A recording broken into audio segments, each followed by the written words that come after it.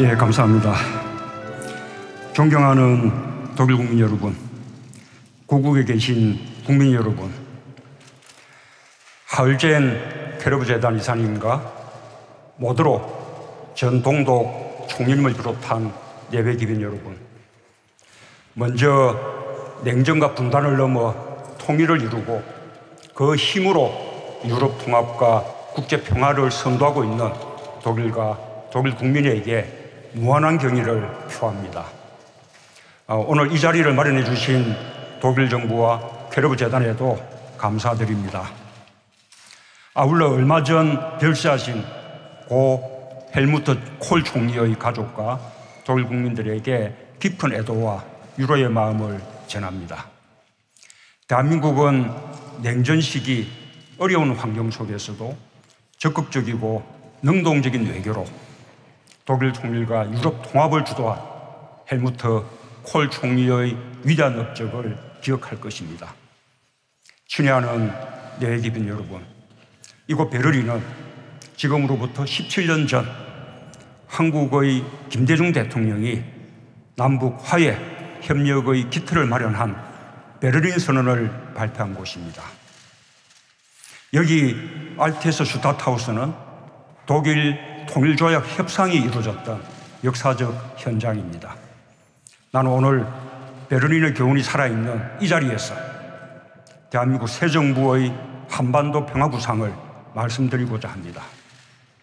예배 기빈 여러분, 독일 통일의 경험은 지구상 마지막 분단국가로 남은 우리에게 통일에 대한 희망과 함께 우리가 나아가야 할 방향을 말해주고 있습니다. 그것은 우선 통일에 이르는 과정의 중요성입니다. 독일 통일은 상호 존중의 바탕을 둔 평화와 협력의 과정이 얼마나 중요한지를 일깨워 주었습니다.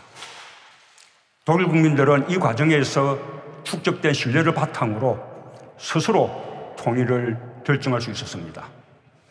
동서독의 시민들은 다양한 분야에서 교류, 협력했고 양측 정부는 이를 제도적으로 보장했습니다. 비정치적인 민간 교류가 정치 이념의 빗장을 풀었고 양측 국민들의 다친 마음을 열어나갔습니다. 동방정책이 20여 년간 지속되었다는 사실도 중요합니다.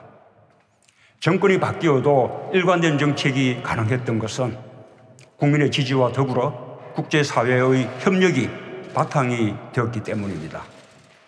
독일은 유럽의 평화 질서가 조성될 때 그 틀 안에서 독일의 통일도 가능할 것이라고 보았습니다. 국제사회와 보조를 맞추고 때로는 국제사회를 설득해서 튼튼한 안보를 확보하고 양국 관계에 대한 지지를 보장받았습니다. 빌리 브란트 총리가 첫걸음을 뗀 독일의 통일 과정은 다른 정당의 헬무트 콜 총리에 이르러 완성되었습니다. 나는 한반도의 평화와 공동 번영을 위해서도 마찬가지로 정당을 초월한 협력이 이어져 나가야 한다고 믿습니다. 예배 기빈 여러분, 한반도의 평화와 통일을 바라는 우리 국민들에게 베를린은 김대중 대통령의 베를린 선언과 함께 기억됩니다. 김대중 대통령의 베를린 선언은 2000년 제1차 남북 정상회담으로 이어졌고 분단과 전쟁 이후 60여 년간 대립하고 갈등해온 남과 북이 화해와 협력의 길로 들어서는 대전환을 이끌어냈습니다. 그 뒤를 이어 노무현 대통령은 2007년 제2차 남북 정상회담을 통해 남북 관계의 발전과 평화 번영을 위한 이정표를 세웠습니다. 김대중 대통령과 노무현 대통령은 한반도의 평화를 정착시키기 위한 국제 협력도 추진해 나갔습니다. 그 기간 동안 6자 회담은 북핵 문제 해결 원칙과 방향을 담은 9.19 성명과 1.3 합의를 채택했습니다. 북미 관계, 북일 관계에도 진전이 있었습니다. 나는 앞선 두 정부의 노력을 개성하는 동시에 대한민국의 보다 주도적인 역할을 통해 한반도의 평화체제를 구축하는 담대한 여정을 시작하고자 합니다. 존경하는 내외국민 여러분, 한반도가 직면하고 있는 가장 큰 도전은 북핵 문제입니다. 북한은 핵과 미사일 도발을 계속하며 한반도와 동북아, 나아가 세계의 평화를 위협하고 있습니다. 특히 바로 이틀 전에 있었던 미사일 도발은 매우 실망스럽고 대단히 잘못된 선택입니다. 유엔 안보리 결의를 명백히 위반했을 뿐만 아니라 국제사회의 거듭된 경고를 정면으로 거부한 것입니다. 무엇보다 한미 정상회담을 통해 모처럼 대화의 길을 마련한 우리 정부로서는 더 깊은 유감을 느끼지 않을 수 없습니다. 북한의 이번 선택은 무모합니다. 국제사회의 응징을 자초했습니다. 북한이 도발을 멈추고 비핵화 의지를 보여준다면 국제사회의 지지와 협력을 받을 수 있도록 앞장서서 돕겠다는 우리 정부의 의지를 시험하고 있습니다. 나는 북한이 돌아올 수 없는 다리를 건너지 않기를 바랍니다. 북한은 핵과 미사일 개발을 포기하고 국제사회와 협력할 수 있는 길을 찾아야 합니다. 완전하고 검증 가능하며 불가역적인 한반도 비핵화는 국제사회의 일치된 요구이자 한반도 평화를 위한 절대 조건입니다. 한반도 비핵화를 위한 결단만이 북한의 안전을 보장하는 길이라는 뜻입니다. 그래서 나는 바로 지금이 북한이 올바른 선택을 할 수 있는 마지막 기회이고 가장 좋은 시기라는 점을 강조합니다. 점점점 높아지는 군사적 긴장의 악순환이 한계점에 이른 지금 대화의 필요성이 과거의 때보다 절실해졌기 때문입니다. 중단되었던 한반도 평화 프로세스를 다시 시작할 수 있는 기본 여건이 마련됐다는 점도 중요합니다.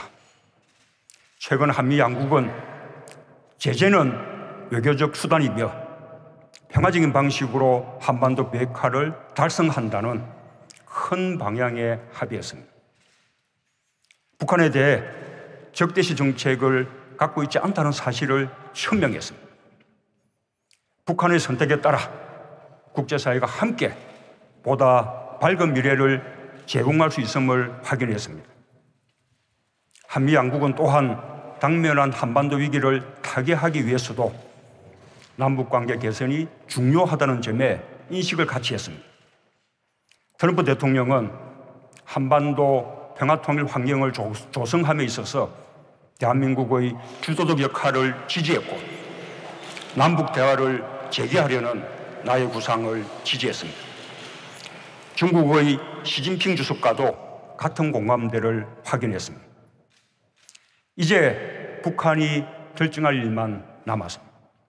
대화의 장으로 나오는 것도 어렵게 마련된 대화의 기회를 걷어차는 것도 오직 북한이 선택할 일입니다.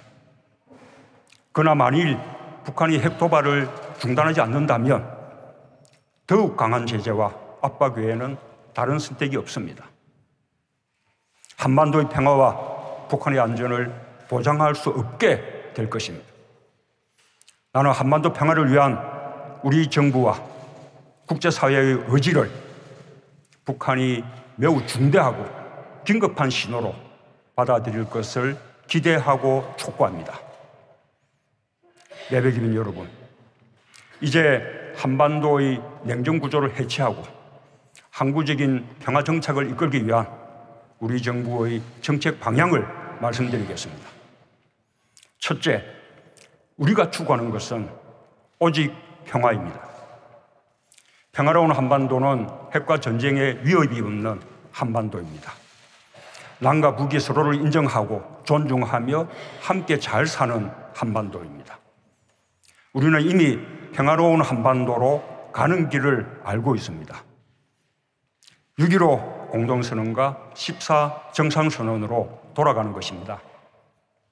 남과 북은 두 선언을 통해 남북 문제의 주인이 우리 민족임을 천명했고 한반도에서 긴장 완화와 평화 보장을 위한 긴밀한 협력을 약속했습니다.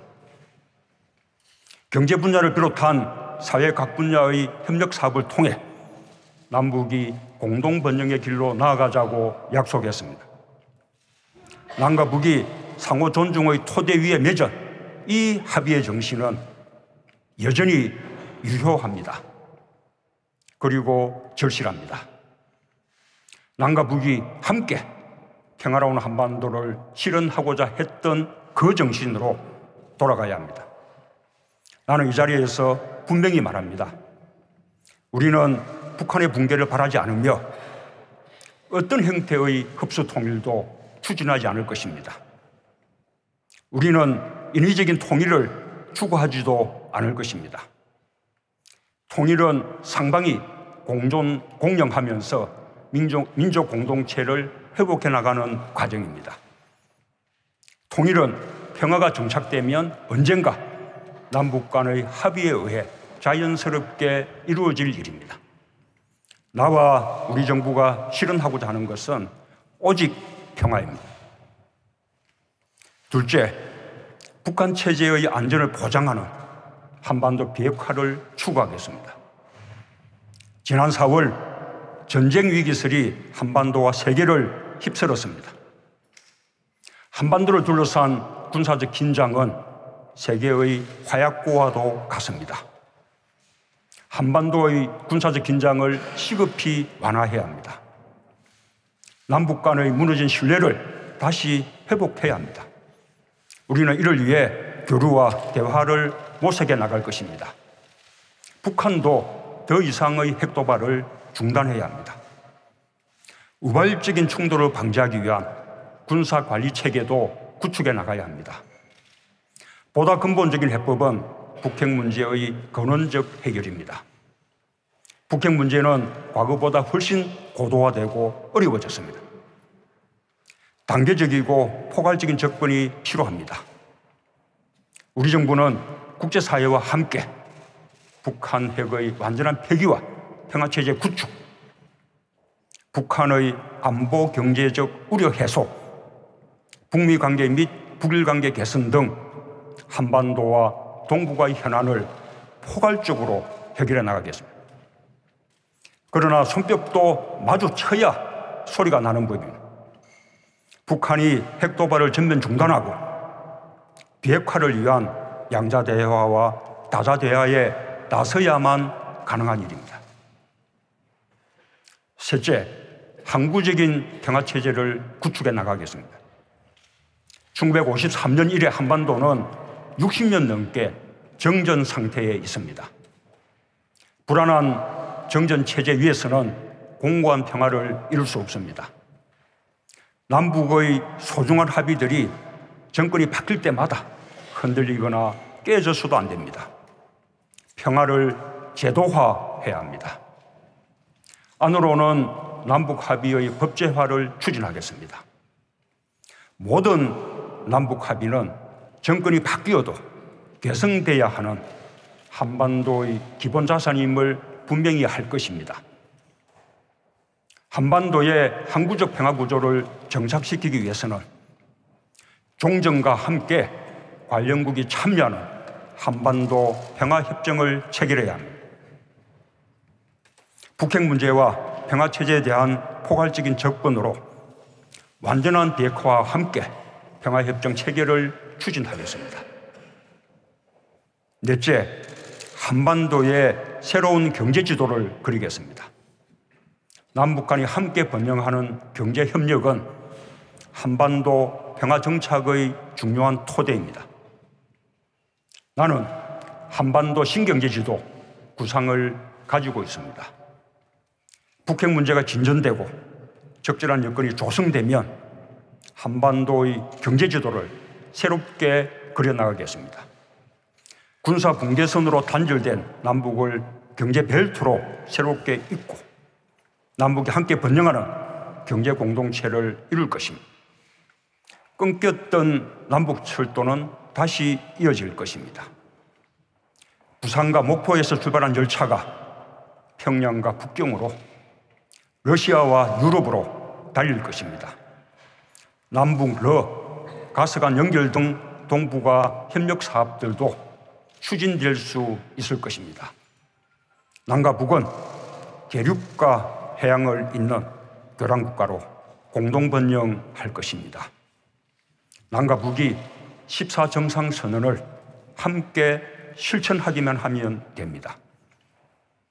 그때 세계는 평화의 경제, 공동 번영의 새로운 경제 모델을 보게 될 것입니다.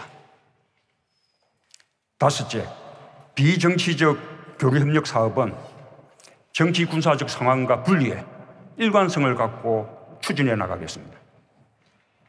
남북 간의 교류협력 사업은 한반도 모든 구성원의 고통을 치유하고 화합을 이루는 과정이자 안으로부터의 평화를 만들어가는 일입니다.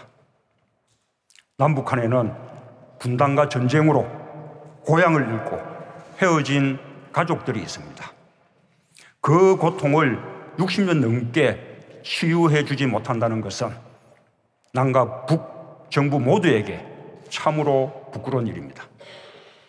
대한민국 정부에 가족 상봉을 신청한 이산가족 가운데 현재 생존해 계신 분은 6만여 명, 평균 연령은 81세입니다. 북한도 사정은 마찬가지일 것입니다. 이분들이 살아계신 동안에 가족을 만날 수 있게 해야 합니다. 어떤 정치적 고려보다 우선해야만 하는 시급한 인도적 문제입니다. 분단으로 남북의 주민들이 피해를 보는 일들도 남북 간이 함께 해결해 나가야 합니다. 북한의 하천이 범람하면 남한의 주민들이 수해를 입게 됩니다. 감염병이나 산림병충해, 산불은 남북한의 경계를 가리지 않습니다. 남북이 공동 대응하는 협력을 추진해 나가겠습니다.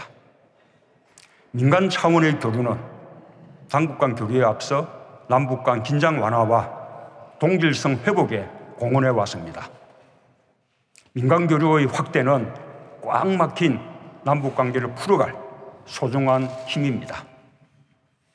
다양한 분야의 민간 교류를 폭넓게 지원하겠습니다. 지역 간의 교류도 적극 지원하겠습니다. 인간 존중의 보편적 가치와 국제 규범은 한반도 전역에서 구현되어야 합니다. 북한 주민의 열악한 인권 상황에 대해서는 국제사회와 함께 분명한 목소리를 낼 것입니다. 아울러 북한 주민들에게 실제 도움이 되는 방향으로 인도적인 협력을 확대하겠습니다.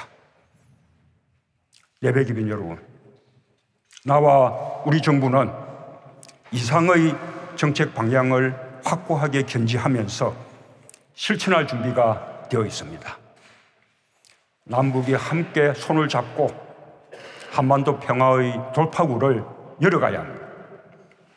먼저 쉬운 일부터 시작해 나갈 것을 북한에 제안합니다.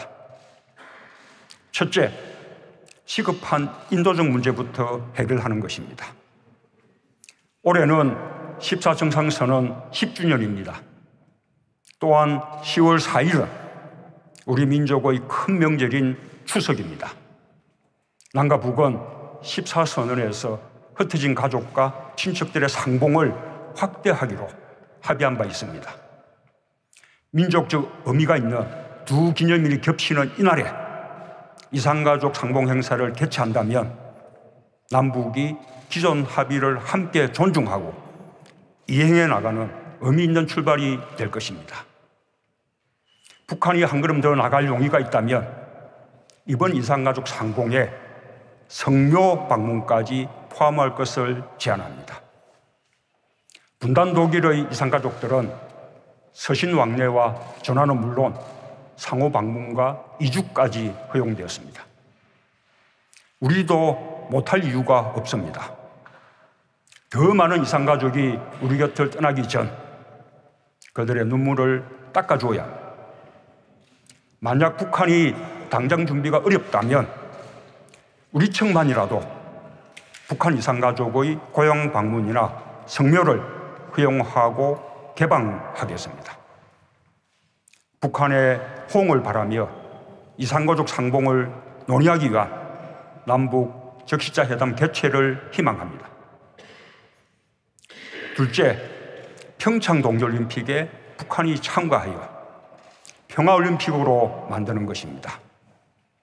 2018년 2월 한반도의 군사 분계선에서 100km 거리에 있는 대한민국 평창에서 동계올림픽이 개최됩니다. 2년 후 2020년엔 하계올림픽이 동경에서, 2022년엔 북경에서 동계올림픽이 개최됩니다. 우리 정부는 아시아에서 이어지는 이 소중한 축제들을 한반도의 평화, 동북아와 세계의 평화를 만들어가는 계기로 만들 것을 북한에 제안합니다. 스포츠에는 마음과 마음을 잇는 힘이 있습니다. 남과 북, 그리고 세계의 선수들이 땀 흘리며 경쟁하고 쓰러진 선수를 일으켜 부둥켜 안을 때 세계는 올림픽을 통해 평화를 보게 될 것입니다. 세계의 정상들이 함께 박수를 보내면서 한반도 평화의 새로운 시작을 함께 열 수 있기를 기대합니다.